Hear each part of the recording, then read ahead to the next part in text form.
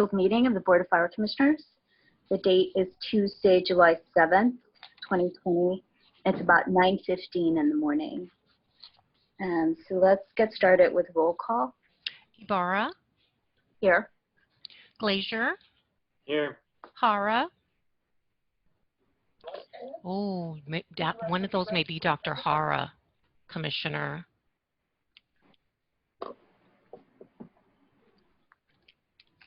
Hello, is this Dr. Hara? Yeah, this is Dr. Hara. I'm at the 323-381 number. Got it. I see your hand raised, Doctor. Okay. And I kept raising my hand. I know. It's just a lot of people on our list. But it's no, I understand. I understand. Ninberg. Well, you can put me on mute. Okay, sir. Ninberg. Here. Woods Gray. Here. Chief Terrazas. Here. Deputy City Attorney Raffish. Here. You have a quorum. Thank you. So as always, we start with a flag-salute and moment of silence. Chief? Everybody please stand, right hand over your heart. I pledge allegiance to the flag of the United States of America and to the republic for which it stands, one nation, under God, indivisible, with liberty and justice for all. Please join me in a moment of silence in honor of past and present members of the Los Angeles Fire Department who devoted their life to the protection of our community. Thank you.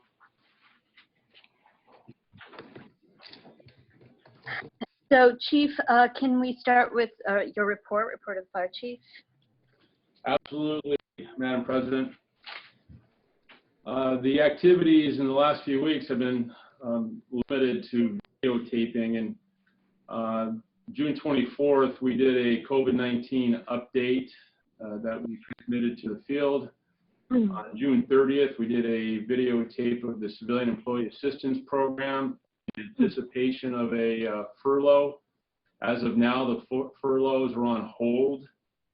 Then on July 1st, we did a COVID-19 safety stand down at Fire Station 4 for distribution throughout the region of Los Angeles County. That concludes my report. Thank you. Can we move on to consent agenda items? Do I have a motion, or do I have, Sure. is there? Move to adopt the consent calendar. I neglected to if for any public comments on any of the consent agenda items. Okay.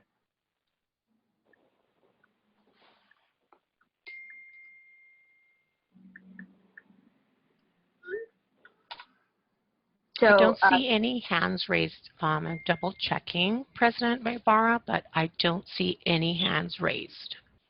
Okay, great. So let's.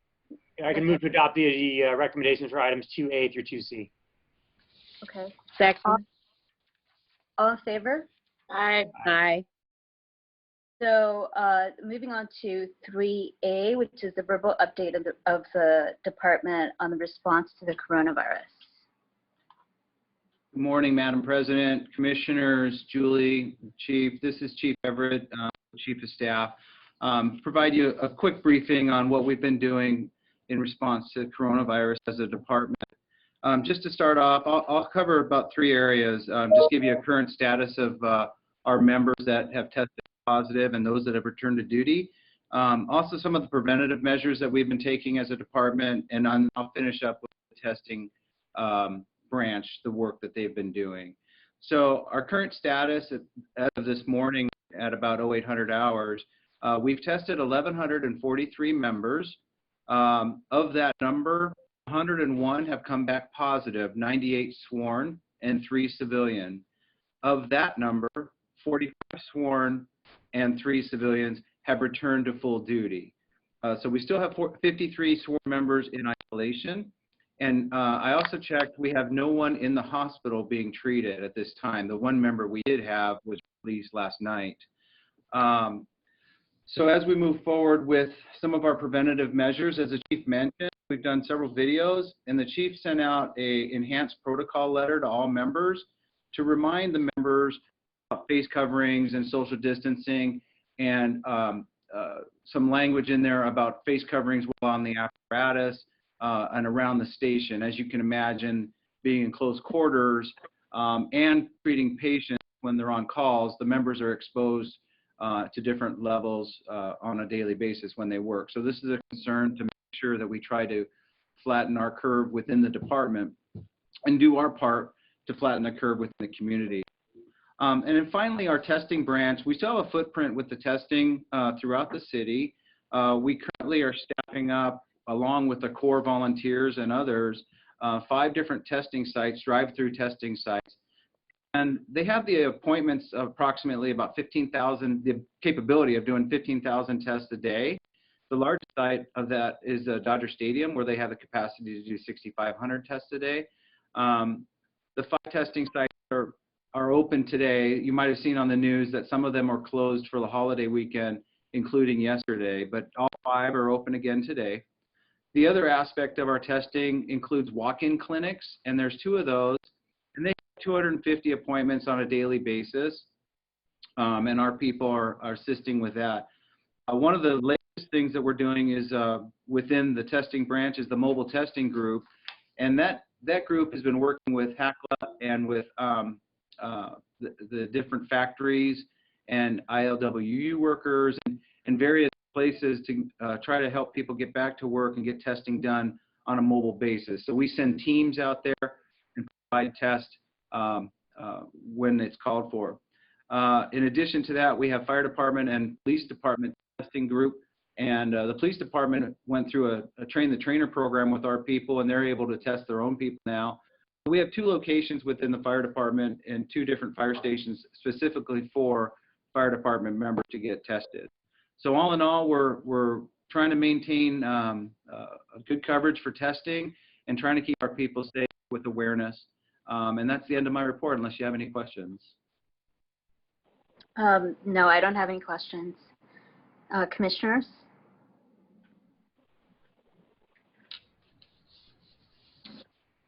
So I don't hear anything.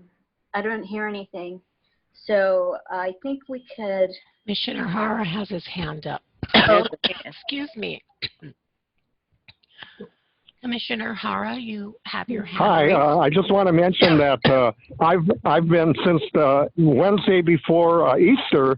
I've been managing the COVID test site for the county here at Charles Drew University across from Martin Luther King Hospital, and we are testing currently 1,000 people a day. Wow. On average. When we first opened up, LA County Fire Department and the county lifeguards set up this station, and we're seeing on a good day 150 to at most 200 a day, and that's when we're open all the way till 4 p.m. Now we close up at 2 p.m. because it gets so hot, and yet we are seeing now 1,000 people a day. Thank goodness. wow. Thank goodness. But thank you for all your work, Commissioner, in doing that. I know that you're retired, so it's a new task for you on top of everything else that you do at Charles Drew University. So thank you for that, for your continued service. I think is there any other comments or questions?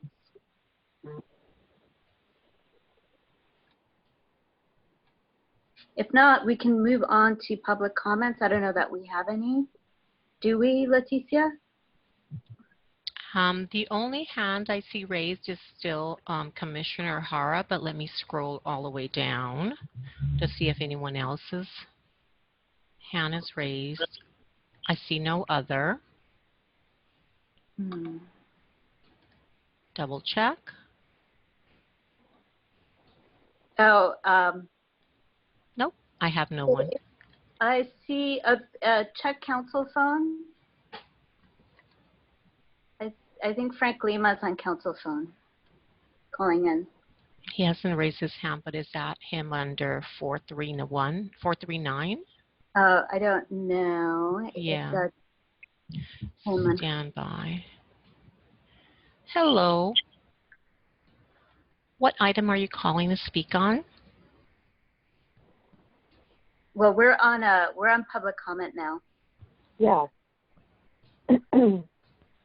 This is the number ending in 439. Are you calling to speak on any item or simply listening? I don't think I think he's muted. He's on council phone. He says he's raising his hand, so he would be, I don't know if you, I don't know how. I can't see any, I see no hands raised. Is he star nining? Is he 50687? How do you do on council phone? You do star 9? Mm-hmm. It actually, Madam President, it actually may not be possible to provide public comment via that telephone number.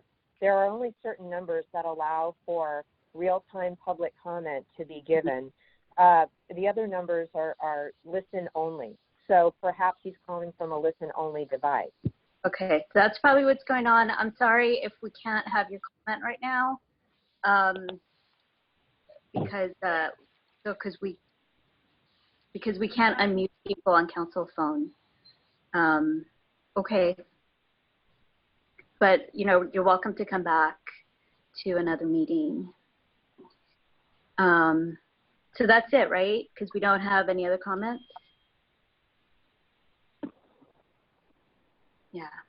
So Madam President, if you'd like, you can certainly provide the other telephone number so that the caller can hang up from the number they're on and call on the number that will accept real-time comment. Okay, so the number to 166. Go ahead.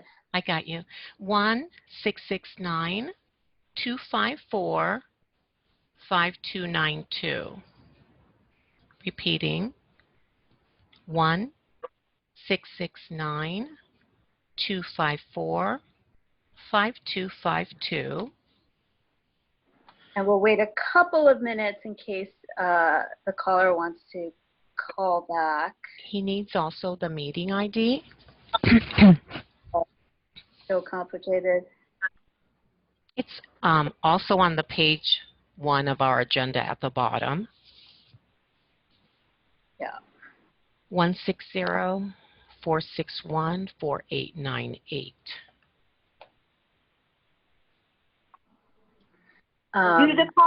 Do the callers need to press star 6 to unmute themselves once the co-host has given them permission to speak?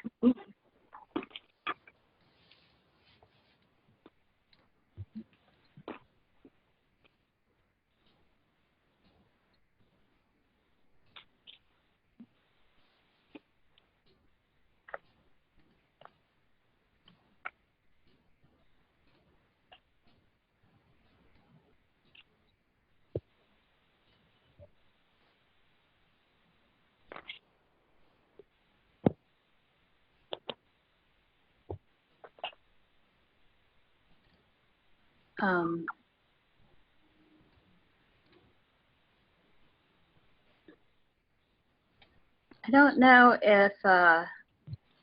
if they're still attempting or if they gave up. I'm not really sure. Let me scroll one more time. Jillian, nothing new. Excuse me. Okay. So, Madam President, I think at this point it's okay to conclude the meeting. I think that on a going forward basis for future meetings, we want anyone who's listening in at the beginning of the meeting to understand which numbers are listen only and which number they can call in if they intend to provide real-time public comment. That information is set forth on page 1 of the meeting agenda. And that's really all we need to do, I think, in order to make that option available to our listeners. So once we've done that, okay. I the board has met its obligations. I think so. Okay. Great. Move to adjourn. Commissioner Glazer. All in favor? Okay. All in favor? Aye. Aye.